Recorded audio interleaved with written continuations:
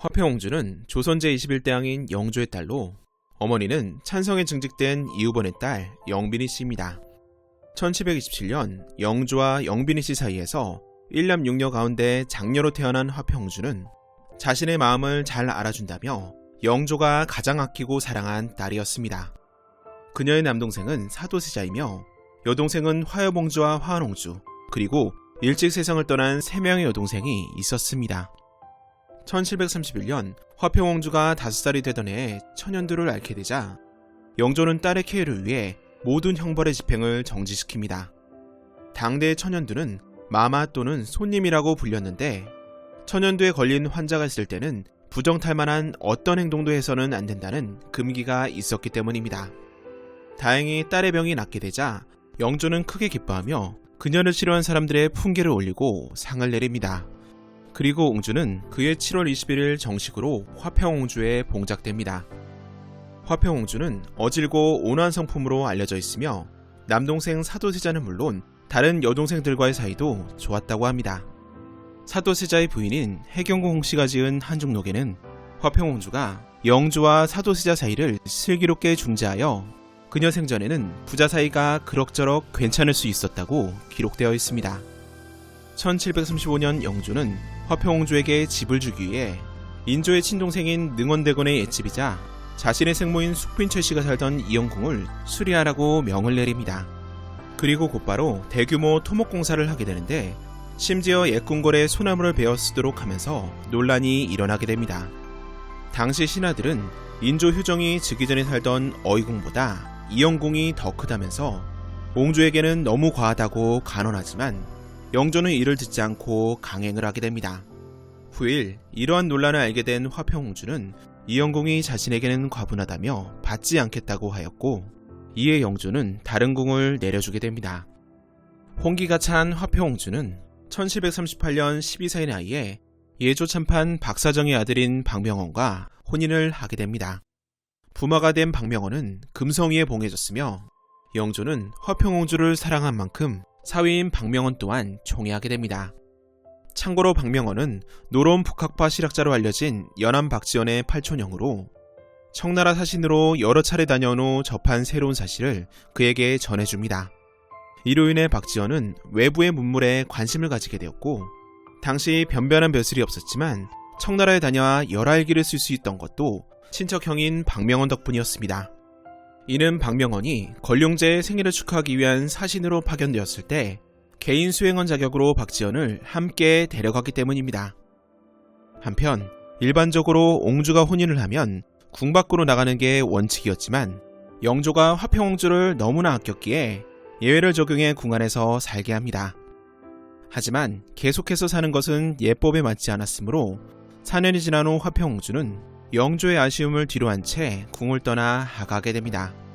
여기서 하가란 지체 낮은 곳으로 시집간다는 뜻으로 공주나 옹주가 귀족이나 신하에게로 시집감을 이르는 말이었습니다.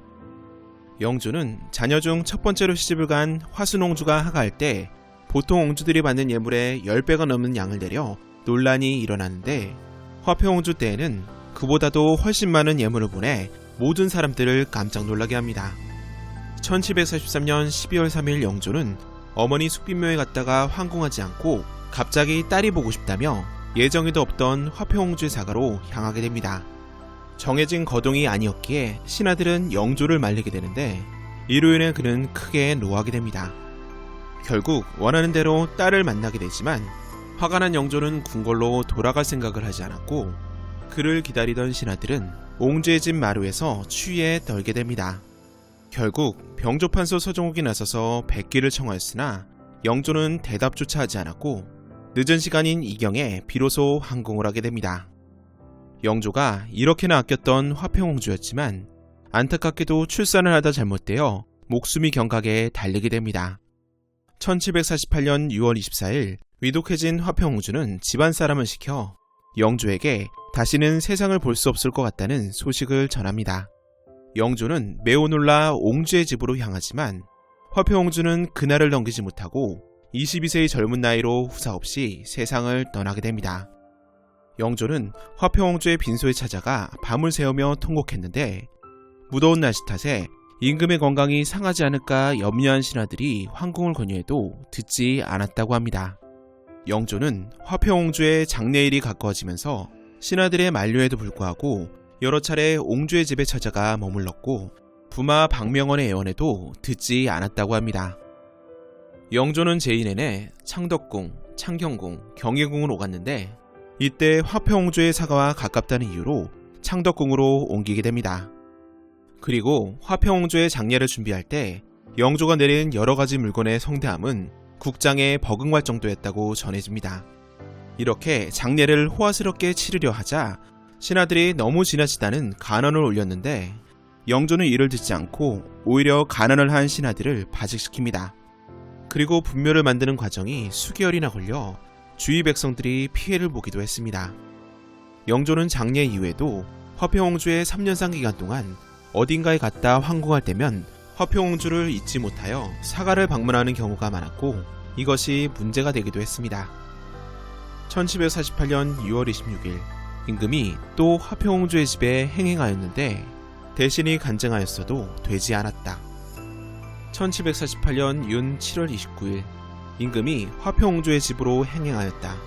옹주의 장사를 지내는 일이 다가오기에 슬피 울며 통곡한 것이 모두 5번이었다.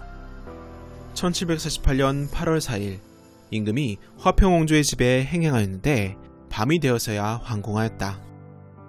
1748년 8월 10일 임금이 명릉에 행행하였는데 오는 길에 화평옹주의 집에 임허하였다가 황궁하였다. 1749년 2월 11일 제례를 마친 뒤 마산을 거쳐가니 이곳은 화평옹주의 묘였다.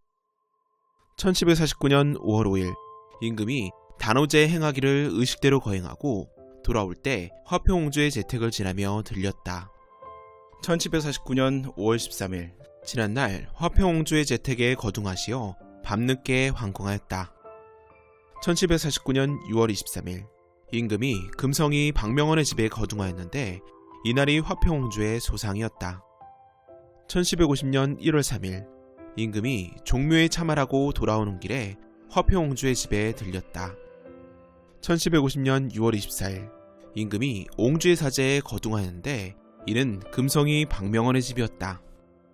화평옹주의 이른 죽음은 아버지 영조뿐만 아니라 남동생 사도세자에게도 큰 불행이었습니다. 화평옹주는 영조와 사도세자의 사이를 그나마 중재할 수 있는 몇 안 되는 사람이었습니다. 이러한 화평옹주가 요절하게 되면서 왕실 내의 부자 간의 갈등을 중재해줄 사람이 사라지게 된 것입니다. 그나마 대양대비 인원왕후, 왕비 정성왕후가 영조의 핍박 속에서 사도세자를 보호해줬지만 이들마저 차례대로 세상을 떠나고 만 뒤에는 부자 간의 사이는 걷잡을 수 없을 만큼 악화되어 아버지가 자식을 죽이는 비극인 이모화변이 일어나게 됩니다.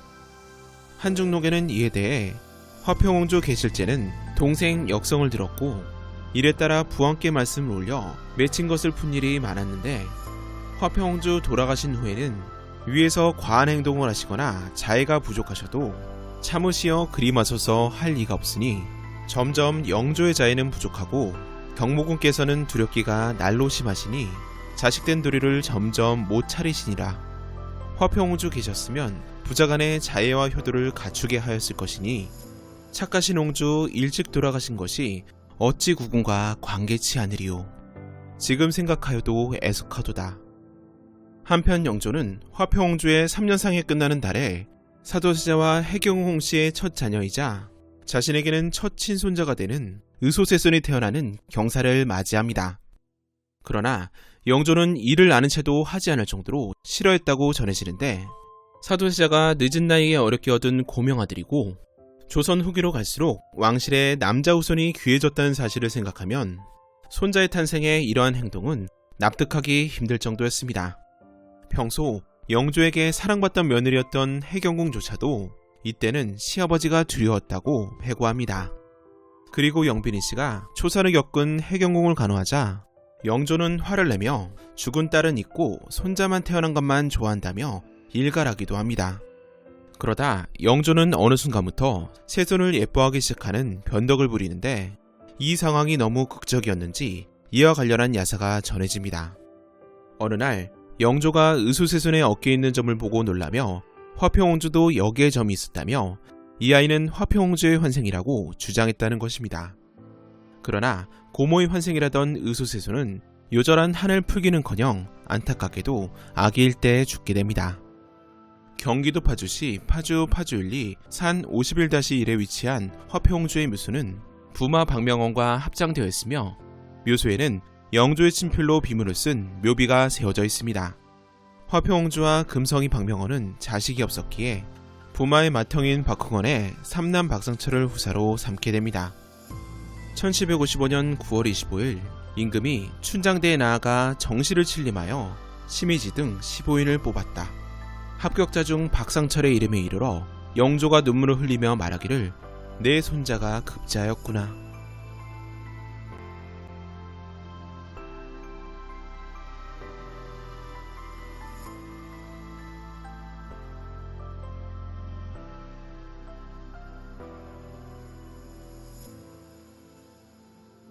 화여봉주는 조선 제21대 왕인 영조의 딸로 어머니는 찬성에 증직된 이유번의 딸 영빈이씨였습니다.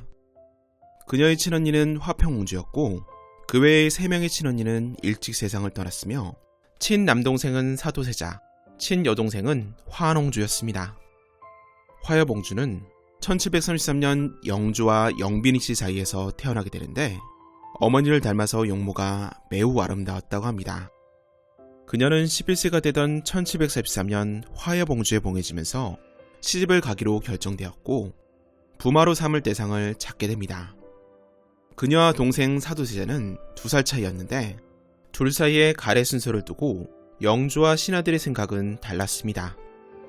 신하들은 종묘사직의 주인이 될 세자에게 가래를 먼저 해도 괜찮다고 주장했지만 영조는 세자의 지위가 있다 하더라도 형제간의 순서는 뛰어넘을 수 없다며 누나인 화여봉주의 혼인날을 먼저 잡으라 명합니다. 이에 영의정 신만의 아들인 신광수가 화여봉주의 부마로 결정되었으며 신광수는 종이품 영성이에 봉해집니다. 그리고 그로부터 한 달 후에 화여봉주와 신광수의 혼례날이 정해지지만 당시 가뭄이 들었으므로 영조는 혼인을 미루고자 합니다. 하지만 신하들이 그대로 진행하되 혼례를 절약하여 치를 것을 건의하였으므로 이를 따르게 됩니다. 한편 영조가 영빈이 씨의 소생자녀 중 첫째 화평옹주와 막내 화한옹주를 유독 사랑했던 것과 대조적으로 사도세자와 화여봉주에게는 냉정했다고 알려져 있습니다. 영조는 왕이 되기 전 장남 효장세자를 얻었는데 왕위에 오른 후 효장세자가 9세의 나이로 갑자기 죽자 다음 때를 이을 왕자의 탄생을 무척이나 기다리게 됩니다. 이후 영조는 효장세자가 죽은 이후 영빈 씨에게 딸 5명을 연달아 보았는데 첫째는 화평옹주이고 이후 3명의 딸은 직접도 받지 못한 어린 나이에 죽고 말았으며 5번째로 태어난 딸이 바로 화여봉주였습니다. 오랜 시간 세자의 자리가 비워졌기에 아들을 간절하게 기다리던 영조는 또다시 딸이 태어난 것에 실망하였는지 화여봉주에게는 애정을 주지 않았습니다. 그리고 화여봉주와 2살 터울이자 그토록 기다리던 아들인 사도세자가 태어나면서 그나마 남아있던 그녀에 대한 관심도 아예 사라지게 됩니다. 그러나 사도세자가 영조의 애정을 독차지하는 것도 얼마 가지 못했으며 세자가 장성할 즈음에는 부자 간의 관계가 매우 악화되고 맙니다. 다행히도 화여봉주는 동생 사도세자처럼 집요하게 부왕의 꾸지람에 시달리지 않았는데 이는 권력과 정치와 상관없는 옹주이기에 사도세자처럼 끝까지 미워하지 않았던 것입니다. 아이러니하게도 딸이기에 영조의 관심에서 멀어지지만 딸이기에 그나마 덜 미움받은 셈입니다. 해경궁 홍씨의 한중록에 의하면 화여봉주는 용모도 뛰어나고 효성도 있었으나 영조에게 줄곧 딸만 태어났던 탓에 사랑을 받지 못했다고 기록되어 있습니다. 평소 영조는 친국을 하면 반드시 사도세자에게 들러 밥 먹었냐고 물은 후 대답을 받으면 자신의 귀를 씻고 돌아갔는데 귀를 씻은 물을 화여봉주의 집이 있는 쪽으로 버렸다고 합니다. 참고로 당시 귀를 씻는다는 건 기분이 나쁘다는 의미였습니다.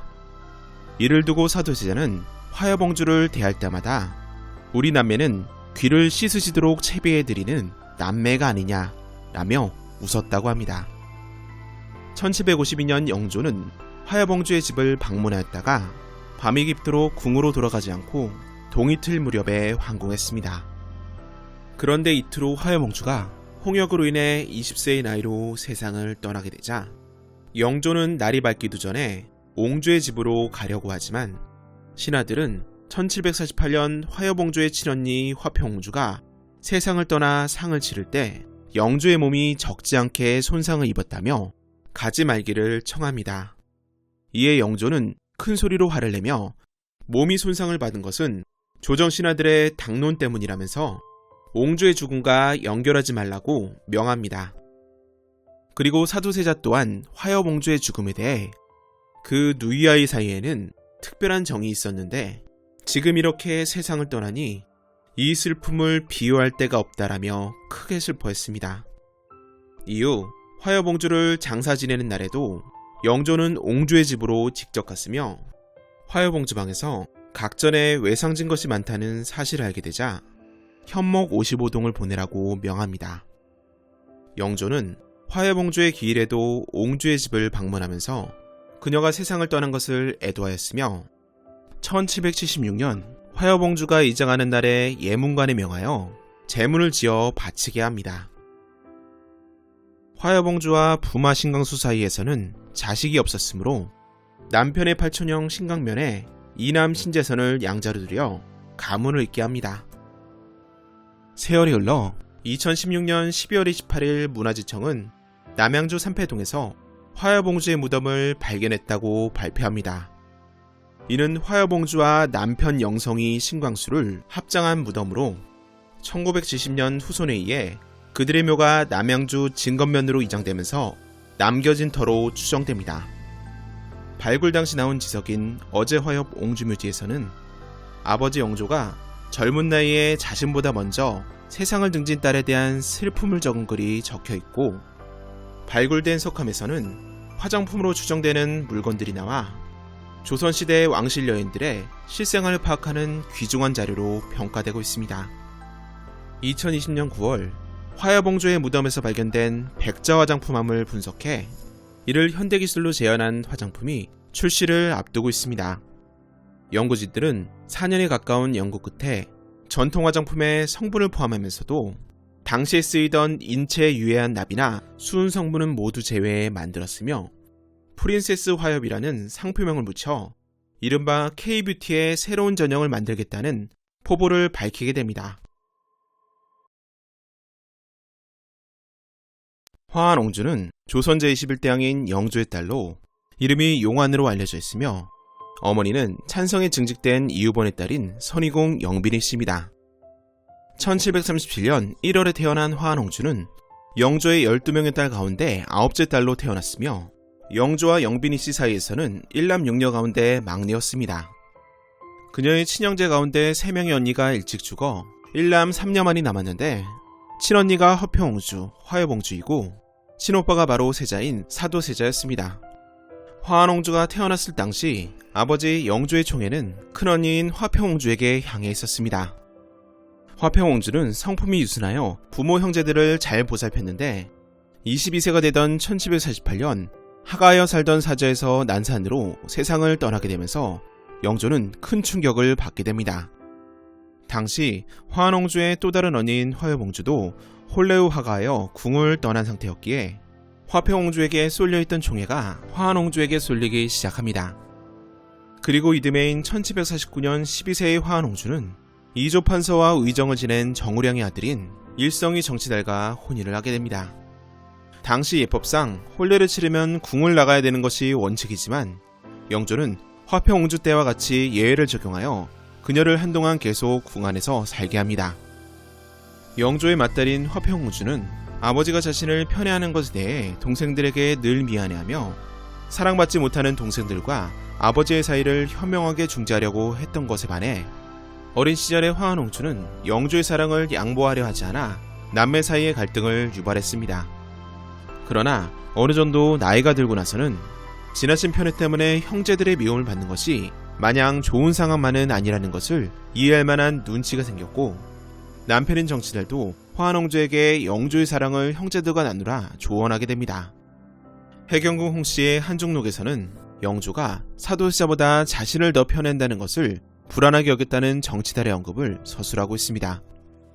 하가한 후 화한옹주는 남편뿐만 아니라 형제들과도 원만하게 지냈는데 특히 사도세자와의 관계에 많은 신경을 썼다고 합니다.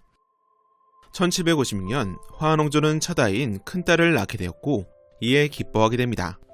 영조는 화한옹주의 해산 소식을 듣고 버선발로 달려갈 정도였지만 그녀의 행복은 오래가지 못합니다. 이듬해 1월 그녀의 딸이 세상을 떠나고 말았던 것입니다. 이에 영조는 화한옹주가 큰 슬픔에 잘못되지는 않을까 하는 걱정에 옹주를 궁으로 데려와 보살폈다고 합니다. 그런데 채 한 달도 되지 않은 2월 중순 화한옹주의 남편인 정치달마저 갑자기 세상을 떠나게 됩니다. 공교롭게도 그날 영조의 양비인 정성황 서씨가 세상을 떠났지만 영조는 왕비의 빈소를 지키지 않고 사별한 딸을 위로하기 위해 화한옹주의 집으로 달려갑니다. 이는 나라의 공모인 왕비의 죽음보다 일개 옹주를 더 중요시한 것인데 허폐옹주 때도 그랬지만 정말 유별난 딸사랑이었습니다. 이러한 모습에 신하들이 경악하며 영조의 옷자락을 부여잡고 늘어지는 수준으로 격렬하게 행차를 반대했지만 끝내 영조는 하고 싶은 대로 하게 됩니다. 이후 영조는 남편과 딸을 한꺼번에 잃은 화한옹주를 보살피기 위해 그녀를 궁에서 살게 합니다.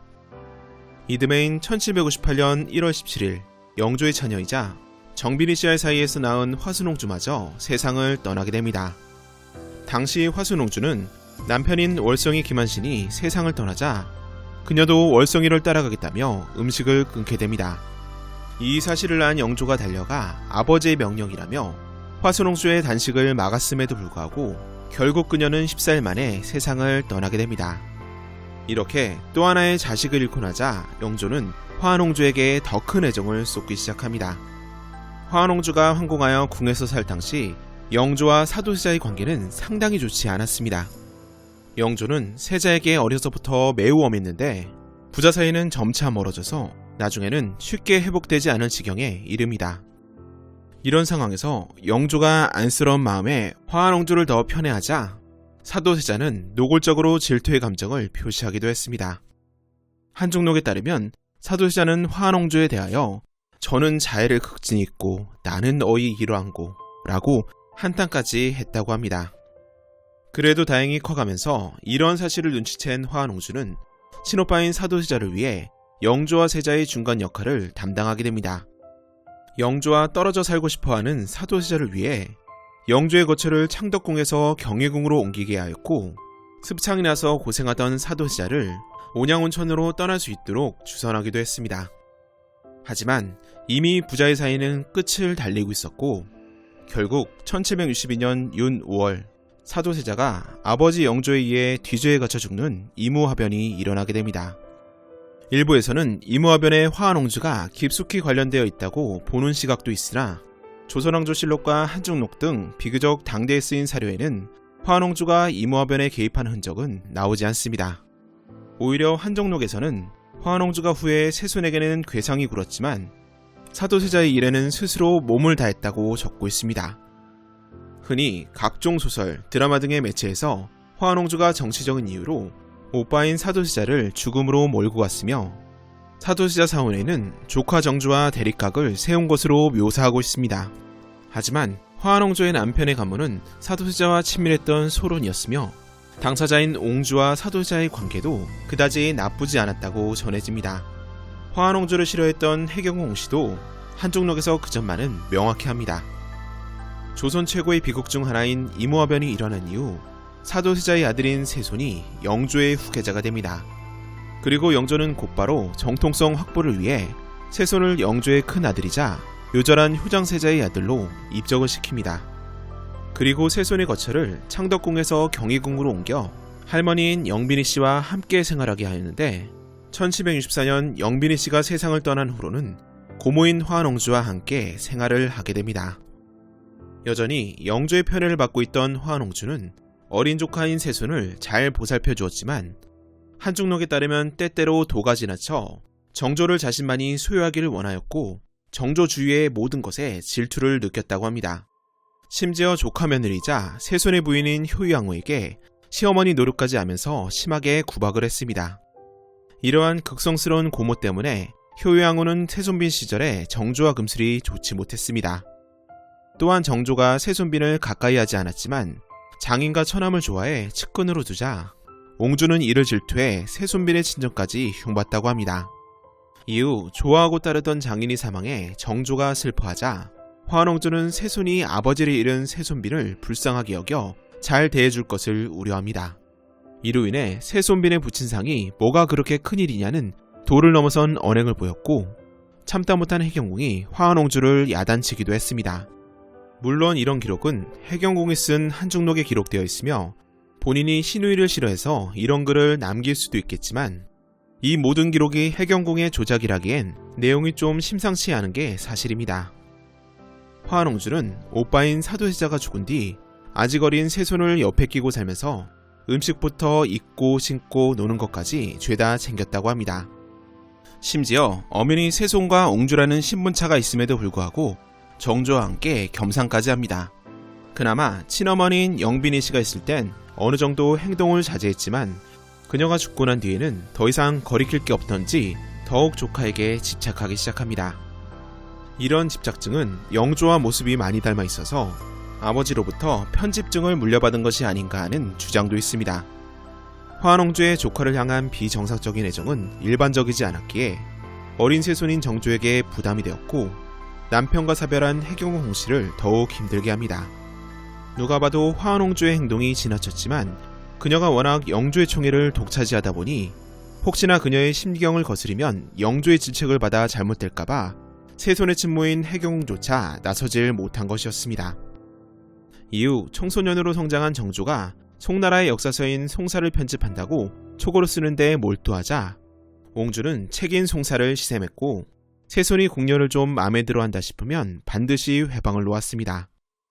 하지만 정조가 사춘기를 거치게 되면서 고모의 간섭이 싫었는지 그녀를 점점 밀어내면서 그 둘 사이는 점차 멀어져 갑니다. 한편 일성이 정치달에 죽은 후 화원옹주는 정치달의 친척인 정석달의 아들 정우겸을 양자로 들입니다. 정우겸은 어려서부터 문장에 재능이 있고 배짱도 두둑했는데 화원옹주의 아들이라는 후광까지 더해져 영조의 총애를 받게 됩니다. 그리하여 그는 16세가 되던 1764년에 장원서 봉사에 임명되었고 2년 후인 1766년에는 별시에 합격하여 중앙정치 무대에 등장할 여건을 마련하게 됩니다. 이어 정우겸은 수창과 승지를 거쳐 21세에 개성부 유수로 임명되는 초고속 승진을 하였는데 이 모든 것이 화원옹주와 영조의 후원이 있었기 때문에 가능한 것이었습니다. 그러면서 정우겸은 조정 내에서 또 하나의 세력으로 부상하기 시작하였고 이 세력은 당파들과 결탁하여 당시 세손이었던 정조의 세력을 위협하는 단계로까지 나아갑니다. 영조의 편애를 받으며 화원옹주와 그의 아들 정우겸이 궁궐내의 최고 실력자로 부상한 가운데 영조의 몸 상태가 급속도로 나빠지기 시작합니다. 이에 영조는 1775년 10월 세손에게 대리청정을 명하였고 이 사실을 화원옹주에게도 알립니다. 그런데 대리청정은 매우 미묘한 문제였습니다. 대리청정을 섣불리 받아들였다가는 사사로의 왕위에 관심을 가지는 것으로 보일 수 있는 위험이 있었기 때문입니다. 그러므로 보통 대리청정을 받는 사람은 이를 우선 거절하는 것이 보통이었습니다. 그런 후에 왕이 거듭하여 명령을 내리고 주위에서도 거듭하여 요청을 하면 어쩔 수 없이 받아들이는 모양새를 연출한 후 대리청정을 받아들였습니다. 그러므로 이때에는 왕의 진심을 잘 헤아리는 것이 중요하였고 왕 또한 자신의 진심을 분명하게 표현할 필요가 있었습니다. 그런데 이때 영조가 자신의 대리청정을 화원옹주에게도 알렸기에 문제가 됩니다. 당시 궁궐 내에 실력자로 부각되었던 화원옹주가 이 사실을 어떻게 받아들이냐에 따라서 세손이 대리청정을 받아들일 것인가 아닌가가 결정될 수도 있는 상황이었습니다. 처음 영조가 대리청정 의사를 밝혔을 때 그녀는 대리청정을 받아들여야 한다는 입장을 취했습니다. 그러나 곧바로 영조의 마음이 무엇인지 자신도 모르겠다며 한 발 물러서게 됩니다. 이로 인해 신하들 중 그 누구도 대리청정의 진위를 판단할 수 없었고 당연히 대리청정을 요청하는 상소를 올리는 것도 애매해지게 된 것입니다. 당시 화원옹주는 대리청정을 시작으로 왕위 계승을 하려는 영조의 의도를 알고 있었지만 끝까지 방해를 한 것은 정조에 대한 비정상적인 집착에서 비롯된 것으로 보는 주장도 있습니다. 나중에 머리가 굵어진 정조가 고모의 간섭을 싫어하기 시작하자 빈정이 상해서 사이가 틀어졌다는 것입니다. 또한 영조실록에서는 대리청정을 방해한 화왕조의 행동이 양아들 정우겸의 입김에 의해 벌어진 일이라고 기록되어 있습니다. 당시 정우겸은 널리 신복들을 배치하여 세손의 일거수일투족을 탐문하였고 화왕ong주는 세손에게 전해지고 세손이 보내는 문서들을 일일이 찾아내어 정우겸에게 전해주었기에 당시 세손은 매우 위태로운 상황에 놓여 있었습니다. 이러한 상황이 계속되자 영조는 그해 11월 다시 한번 세손에게 대리청정을 시키겠다는 뜻을 밝힙니다.